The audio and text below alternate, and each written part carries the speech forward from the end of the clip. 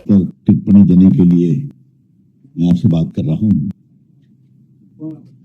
आपको मालूम है कि मेघालय में गारो हिल्स है, वहां पर बहुत ही हंगामा, दंगे की स्थिति है।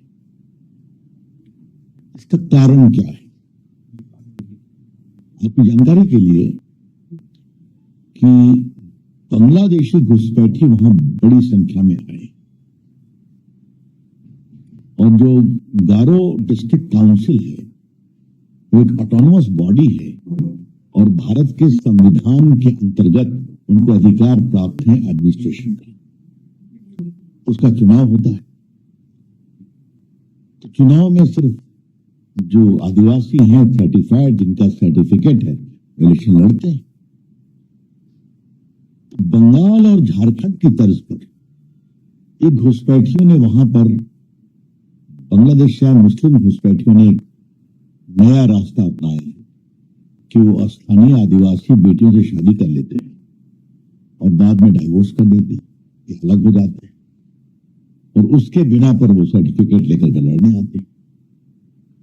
ये पूरा जो मामला बढ़ा, वो उसका कारण ये था कि फुलवाड़ी के एक पूर्व विधायक थे इस्तामुर मोमिन, जो अब टीएमसी के, उन्होंने जीएचएडीसी में पारित प्रस्ताव के बावजूद गारो हिल्स ऑटोनोमस डिस्ट्रिक्ट काउंसिल के लिए 9 मार्च को डिप्टी कमिश्नर के कार्यालय में अपना नामांकन दाखिल किया।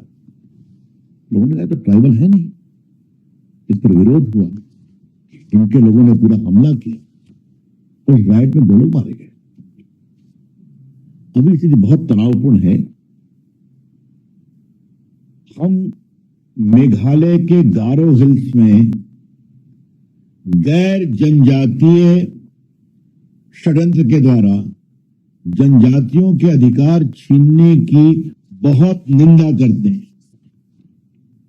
The BJP outrightly condemns the conversion, misuse and exploitation of the rights of the tribals in the Garo Hills of Meghalaya, who have got constitutional right to administer their affairs.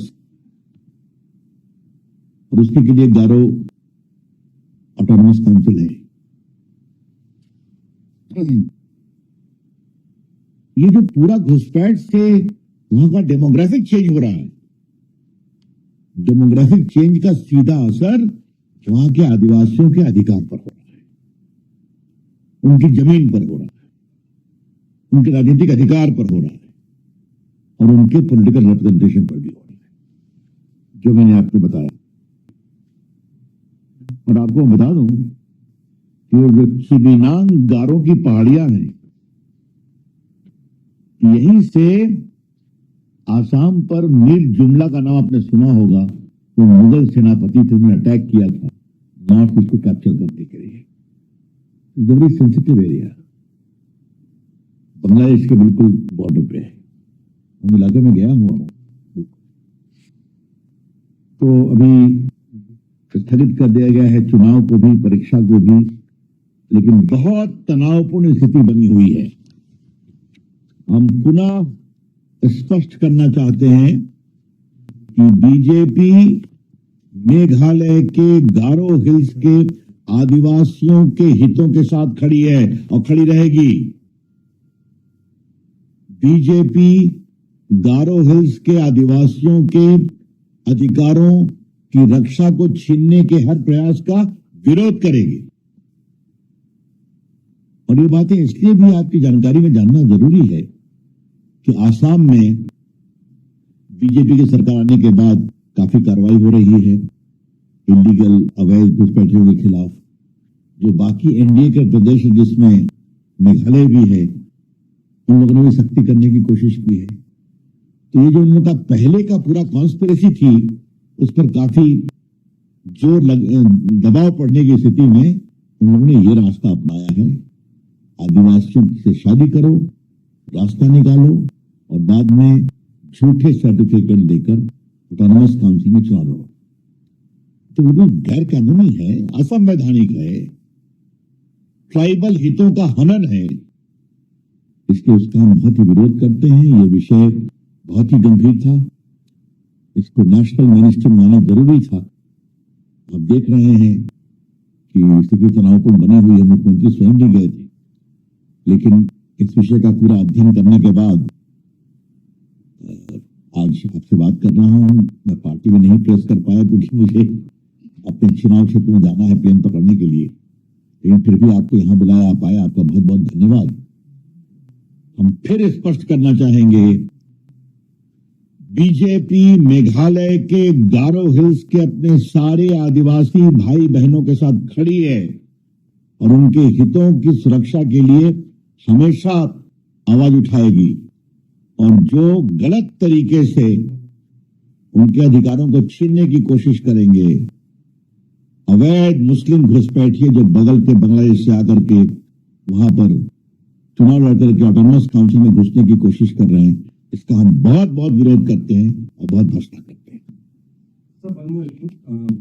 इस पर इन्हीं कोई और क्वेश्चन इस पर बताइए। असम में चुनाव है और आपको नहीं लगता इसका मोबिलाइजेशन होगा लोगों में, और दूसरी पार्टियां टीवी करेगी लोग मोबिलाइज करे असम में, आपको फायदा हो? इस और बड़ा बेबुनियाद है ना। हमने तो कहा था कि आप मुस्लिम होकर के आदिवासी का सर्टिफिकेट अगर नॉमिनेशन फाइल करो, तो मैंने पहले ही बताया वो टीएमसी के पहले विधायक रहे हैं, उन्होंने जाकर के, उनका नाम फिर रिपीट करता हूं, उनका नाम है पूर्व विधायक एस्तामुर मोनीमिन। और जब इनको देखा वहां नॉमिनेशन करते हुए तो आदिवासी भड़क गए, उन्होंने विरोध किया कि तो ट्राइबल है ही नहीं है। हिंसा वहां से पड़ती है, तो हिंसा कौन करवा रहा है इसका कारण मैंने आपको बता दिया। और वैसे भी वोट बैंक के लिए चाहे वो टीएमसी हो या कांग्रेस पार्टी हो या वामपंथी पार्टियां हो, ये क्या करती हैं आपसे छुपा नहीं है। हम नॉर्थ ईस्ट को भारत का एक अभिन्न अंग मानते हैं। आपको मालूम, हमारे प्रधानमंत्री ने एक अलग से नॉर्थ ईस्ट का विभाग बनाया है, सारे मंत्री दौरा करते हैं, मैं भी मंत्री तो मैं भी दौरा करता था, पीएम खुद जाते हैं, और आज वहां विकास की कितनी बड़ी गंगा बह रही आप सभी जानते हैं। अस्पताल, आज तो आसाम में आपके इलेक्ट्रॉनिक्स में क्या क्या नहीं बन रहा, आप देख ही रहे हैं वहां पर। तो ऐसी परिस्थिति में हम नॉर्थ ईस्ट में शांति भंग होने और आदिवासियों के राइट को छीनने के बांग्लादेश घुसपैठियों के किसी भी षड्यंत्र का बहुत जबरदस्त विरोध करेंगे। Any other question on this? जी, हमने भी देखा है कि यूपी में एक लोकल समाजवादी पार्टी के नेता के घर से 55-60 निकला है गैस का सिलेंडर। देखिए, कल माननीय हरदीप पुरी जी ने बहुत विस्तार से इस विषय को रखा है, उनका स्टेटमेंट आपने सुना है, थोड़ा मैं इसको दूसरे एंगल से रखना चाहूंगा। काश राहुल गांधी सुनते, वो तो सुनते हैं नहीं। हमको लगा था कि माननीय स्पीकर बिरला जी के अविश्वास प्रस्ताव पर उनके खाने के बाद थोड़ी समझ आएगी, थोड़ी समझदारी बनेगी, लेकिन मैंने हाउस में अपने भाषण में कहा था, एक बात है समझना, एक बात है समझाना, तीसरा हम नहीं समझेंगे। तो राहुल गांधी तीसरी कैटेगरी में है। और उनकी पार्टी, आज बताइए, निर्मला जी बजट पर भाषण दे रही हैं सप्लीमेंट्री ग्रांट पर, मैं भी था वहां पर, बस चिल्ला रहे हैं। लेकिन मैं थोड़ा आपको ये एंगल देना चाहता हूं जो बहुत जरूरी है। आज का मेन विषय मैंने आपको मेघालय का बता दिया। भारत का 60% गैस वो आता है कतर से, यूएई से, और 20% लगभग भारत में गैस होता है। तो अभी जो पूरा वॉर हो गया है, इसमें तुम्हारी भूमिका नहीं है। तो इस वॉर में हमने ऑल्टरनेटिव सोर्स के लिए पूरा प्रयास शुरू कर दिया है। अमेरिका में, स्वीडन में, नॉर्वे में, जो बाकी देश हैं, कुछ हद तक रशिया से भी, तो नई व्यवस्था भी आ रही है।